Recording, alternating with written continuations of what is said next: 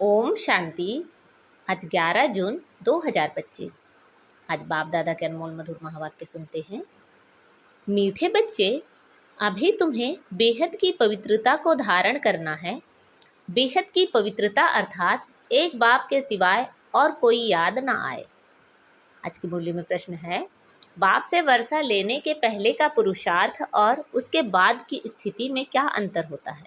उत्तर है, जब तुम बाप से वर्षा लेते हो तो देह के सब संबंधों को छोड़ एक बाप को याद करने का पुरुषार्थ करते हो, और जब वर्षा मिल जाता है तो बाप को ही भूल जाते हो। अभी वर्षा लेना है, इसलिए कोई से भी नया संबंध नहीं जोड़ना है, नहीं तो भूलने में मुसीबत होगी। सब कुछ भूल कर एक को याद करो तो वर्षा मिल जाएगा। आज की मुरली में गीत बजा है, यह वक्त जा रहा है। ओम शांति। मीठे मीठे रूहानी बच्चों प्रति बाप समझाते हैं, ज्ञानी और अज्ञानी किस किस को कहा जाता है, यह सिर्फ तुम ब्राह्मण ही जानते हो। ज्ञान है पढ़ाई, जिससे तुम जान गए हो कि हम आत्मा हैं, वह परमपिता परमात्मा है। तुम जब वहाँ से मधुबन आते हो तो पहले जरूर अपने को आत्मा समझते हो। हम जाते हैं अपने बाप के पास। बाबा शिव बाबा को कहते हैं। शिव बाबा है प्रजापिता ब्रह्मा के तन में, वह भी बाबा हो गया। तुम घर से निकलते हो तो समझते हो हम बाप दादा के पास जाते हैं। तुम चिट्ठी में भी लिखते हो बाप दादा, शिव बाबा, ब्रह्मा दादा। हम बाबा के पास जाते हैं। बाबा कल्प कल्प हमसे मिलते हैं। बाबा हमको बेहद का वर्षा देते हैं, बेहद पवित्र बनाए। पवित्रता में हद और बेहद है। तुम पुरुषार्थ करते हो बेहद पवित्र तमो प्रधान बनने के लिए। नंबरवार तो होते ही हैं। बेहद पवित्र अर्थात सिवा एक बेहद के बाप के और कोई की याद ना आए। वह बाबा बहुत मीठा है, उच्चते उच्च भगवान है और बेहद का बाप है, सभी का बाप है। तुम बच्चों ने ही पहचाना है। बेहद का बाप सदैव भारत में ही आते हैं, आकर बेहद का सन्यास कराते हैं। सन्यास भी मुख्य है ना, जिसको वैराग्य कहा जाता है। बाप सारी पुरानी छीछी दुनिया से वैराग्य दिलाते हैं। बच्चे, इनसे बुद्धि का योग हटा दो। इनका नाम ही है नरक, दुखधाम। खुद भी कहते रहते हैं, कोई मरते हैं तो कहते हैं स्वर्गवासी हुआ, तो नरक में था ना। अभी तुम समझते हो, यह जो कहते हैं वह भी रॉन्ग है। बाप राइट बात बताते हैं। स्वर्गवासी बनने के लिए अभी ही पुरुषार्थ करना होता है। स्वर्गवासी बनने के लिए सिवाय बाप के और कोई पुरुषार्थ करा ना सके। तुम अभी पुरुषार्थ कर रहे हो, 21 जन्मों के लिए स्वर्गवासी बनाने वाला है बाप। उनको कहा ही जाता है हेविनली गॉड फादर। खुद आकर कहते हैं, बच्चों, हम पहले तुमको शांतिधाम ले जाऊंगा। मालिक है ना। शांतिधाम जाकर फिर आएंगे सुखधाम में पाड़ बजाने। हम शांतिधाम जाएंगे तो सब धर्म वाले शांतिधाम जाएंगे। बुद्धि में यह सारा ड्रामा का चक्र रखना है। हम सब जाएंगे शांतिधाम, फिर हम ही पहले आकर बाप से वर्षा पाते हैं। जिससे वर्षा पाना होता है उनको याद जरूर करना है। बच्चे जानते हैं वर्षा मिल जाएगा तो फिर बाप की याद भूल जाएगी। वर्षा बहुत सहज रीति मिलता है।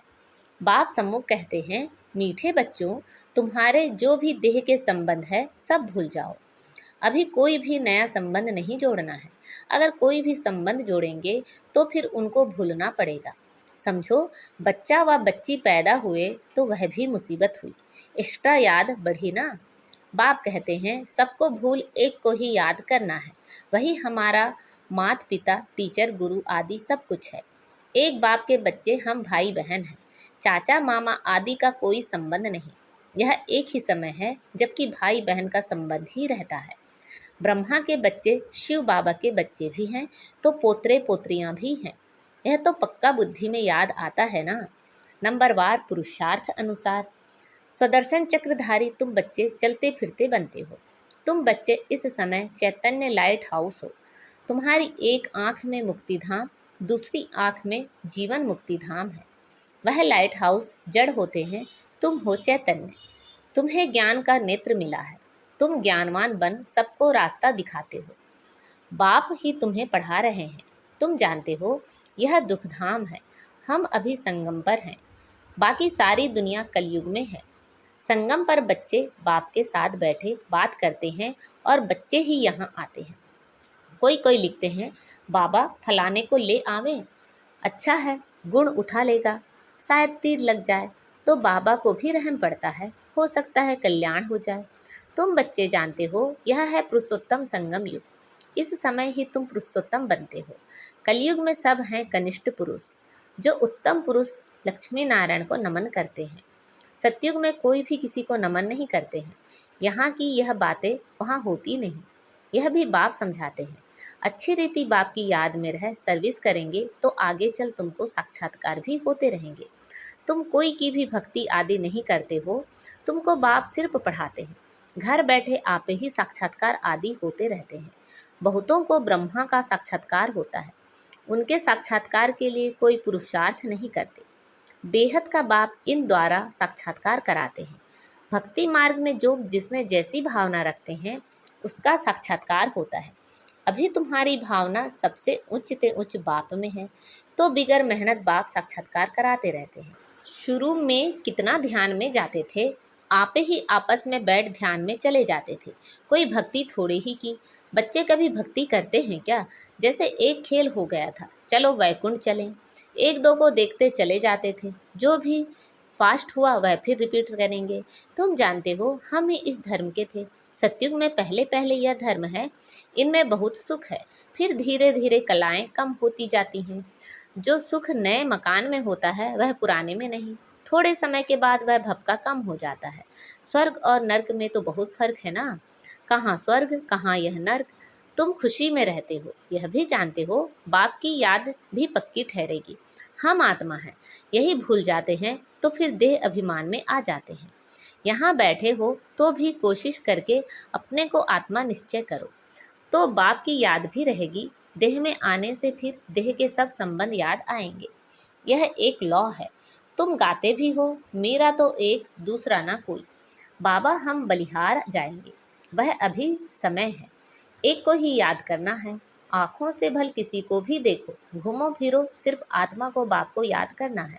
शरीर निर्वाह अर्थ कर्म भी करना है, परंतु हाथों से काम करते दिल बाप की याद में रहे। आत्मा को अपने माशूक को ही याद करना है। कोई की किसी सखी से प्रीत हो जाती है तो फिर उनकी याद ठहर जाती है, फिर वह रग टूटने में बड़ी मुश्किलात होती है। पूछते हैं बाबा यह क्या है? अरे तुम नाम रूप में क्यों फंसते हो? एक तो तुम देह अभिमानी बनते हो और दूसरा फिर तुम्हारा कोई पास्ट का हिसाब किताब है, वह धोखा देता है। बाप कहते हैं इन आँखों से जो कुछ देखते हो उनमें बुद्धि ना जाए, तुम्हारी बुद्धि में यह रहे कि हमको शिव बाबा पढ़ाते हैं। ऐसे बहुत बच्चे हैं जो यहाँ बैठे भी बाप को कभी याद नहीं करते, कई तो यहाँ बैठे भी याद में नहीं रह सकते हैं। तो अपने को देखना चाहिए, हमने कितना शिव बाबा को याद किया, नहीं तो चार्ट में रोला पड़ जाएगा। भगवान कहते हैं मीठे बच्चों मुझे याद करो, अपने पास नोट करो, जब चाहे याद में बैठ जाओ। खाना खाकर चक्र लगाए 10-15 मिनट आकर बैठ जाओ याद में, क्योंकि यहाँ कोई घोरक धंधा तो है नहीं। फिर भी जो काम काज छोड़कर आए हो वह कोई कोई की बुद्धि में आता रहता है। बड़ी जबरदस्त मंजिल है। तब बाबा कहते हैं अपनी जांच करो, यह तुम्हारा मोस्ट वैल्यूबल टाइम है। भक्ति मार्ग में तुमने कितना टाइम वेस्ट किया है, दिन प्रतिदिन गिरते ही रहते हो। श्री कृष्ण का दीदार हुआ, बहुत खुशी हो जाती है, मिलता तो कुछ भी नहीं। बाप का वर्षा तो एक ही बार मिलता है। अब बाप कहते हैं मेरी याद में रहो तो तुम्हारे जन्म जन्मांतर के पाप मिट जाएं। स्वर्ग का पासपोर्ट उन्हों बच्चों को मिलता है जो याद में रह अपने कर्मों को विनाश कर कर्मातीत अवस्था को पाते हैं, नहीं तो बहुत सजा खानी पड़ती है। बाबा और भी राय देते हैं अपने ताज व तख्त का फोटो अपने पॉकेट में रख दो तो याद रहेगी। इनसे हम यह बनते हैं, जितना देखेंगे उतना याद करेंगे, फिर उसमें ही मोह लग जाएगा। हम यह बन रहे हैं, नर से नारायण। चित्र देखकर खुशी होगी, शिव बाबा याद आएगा। यह सब पुरुषार्थ की युक्तियां हैं। कोई से भी तुम पूछो सत्यनारायण की कथा सुनने से क्या होता है? हमारा बाबा हमको सत्यनारायण की कथा सुना रहे हैं, कैसे 84 जन्म लिए, वह भी हिसाब तो चाहिए ना। सब तो 84 जन्म नहीं लेंगे, दुनिया को तो कुछ भी पता नहीं है, ऐसे ही मुख से सिर्फ कह देते हैं। इसको कहा जाता है थ्योरिटिकल, यह है तुम्हारा प्रैक्टिकल। अभी जो हो रहा है उनके फिर भक्ति मार्ग में पुस्तक आदि बनेंगे। तुम सुदर्शन चक्रधारी बनकर विष्णुपुरी में आते हो, यह है नई बात। रावण राज्य झूठखंड, फिर सचखंड राम राज्य होगा। चित्रों में बड़ा क्लियर है। अभी इस पुरानी दुनिया का अंत है। 5000 वर्ष पहले भी विनाश हुआ था। साइंसदान जो भी हैं उन्हें को ख्याल में आता है कि हमको कोई प्रेरक है जो हम यह सब करते रहते हैं। समझते भी हैं हम यह करेंगे तो इनसे सब खत्म हो जाएंगे, परंतु परवश है, डर लगा हुआ है। समझते हैं घर बैठे एक बम छोड़ेंगे तो खत्म कर देंगे। एरोप्लेन, पेट्रोल आदि की भी दरकार नहीं रहेगी। विनाश तो जरूर होना ही है। नई दुनिया सतयुग था। क्राइस्ट से 3000 वर्ष पहले स्वर्ग था। फिर अब स्वर्ग की स्थापना हो रही है। आगे चल समझेंगे। तुम जानते हो स्थापना जरूर होनी है, इसमें तो पाई का भी संशय नहीं। यह ड्रामा चलता रहता है। कल्प पहले मौफिक। ड्रामा जरूर पुरुषार्थ कराएगा, ऐसे भी नहीं जो ड्रामा में होगा सो होगा। पूछते हैं पुरुषार्थ बड़ा या प्रारब्ध बड़ी? पुरुषार्थ बड़ा, क्योंकि पुरुषार्थ की है प्रारब्ध बनेगी। पुरुषार्थ बिगर कभी कोई रह ना सके। तुम पुरुषार्थ कर रहे हो ना। कहाँ कहाँ से बच्चे आते हैं, पुरुषार्थ करते हैं, कहते हैं बाबा हम भूल जाते हैं। अरे शिव बाबा तुमको कहते हैं मुझे याद करो। किसको कहा? मुझ आत्मा को कहा। बाप आत्माओं से ही बात करते हैं। शिव बाबा ही पतित पावन है, यह आत्मा भी उनसे सुनती है। तुम बच्चों को यह पक्का निश्चय रहना चाहिए कि बेहद का बाप हमको विश्व का मालिक बनाते हैं। वह है उच्च ते उच्च, प्यारे ते प्यारा बाप। भक्ति मार्ग में उनको ही याद करते थे। गाते भी हैं तुम्हारी गति मति न्यारी, तो जरूर मत दी थी।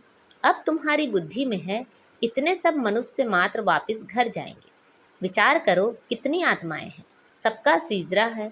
सब आत्माएं फिर नंबरवार जाकर बैठेंगी। क्लास ट्रांसफर होता है तो नंबरवार बैठते हैं ना। तुम भी नंबरवार जाते हो। छोटी बिंदी आत्मा नंबरवार जाकर बैठेगी, फिर नंबरवार आएगी पाठ में। यह है रुद्रमाला। बाप कहते हैं इतने करोड़ आत्माओं की मेरी माला है। ऊपर में मैं फूल हूँ, फिर पाठ बजाने के लिए यह सब यहाँ ही आए हैं। यह ड्रामा बना हुआ है। कहा भी जाता है बना बनाया ड्रामा है। कैसे यह ड्रामा चलता है सो तुम जानते हो। सबको यही बताओ कि अपने को आत्मा समझ, बाप को याद करो तो तुम्हारे विकर्म विनाश होंगे, फिर तुम चले जाएंगे। यह मेहनत है, सबको रास्ता बताना है, तुम्हारा फर्ज है। तुम कोई देहधारी में नहीं फंसते हो। बाप तो कहते हैं मुझे याद करो तो पाप भस्म हो जाएंगे। बाप डायरेक्शन देते हैं सो तो करना पड़ेगा। पूछने की क्या बात, कैसे भी करके याद जरूर करो। इसमें बाबा क्या कृपा करेंगे। याद तुमको करना है, वर्षा तुमको लेना है। बाप स्वर्ग का रचयिता है तो जरूर स्वर्ग का वर्षा मिलेगा। अभी तुम जानते हो यह झाड़ पुराना हो गया है, इसलिए इस पुरानी दुनिया से वैराग्य है। इनको कहा जाता है बेहद का वैराग्य। वह हठ योगियों का है हद का वैराग्य। वह बेहद का वैराग सिखला ना सके। बेहद के वैराग वाले फिर हद का कैसे सिखलाएंगे। अब बाप कहते हैं सिखी लदे बच्चे, तुम भी कहते हो कितना सिखी लदा बाप है। 63 जन्म बाप को याद किया है। बस हमारा तो एक बाप, दूसरा ना कोई। अच्छा, मीठे मीठे सिखी लदे बच्चों प्रति माता पिता बाप दादा का याद प्यार और गुड मॉर्निंग। रूहानी बाप की रूहानी बच्चों को नमस्ते।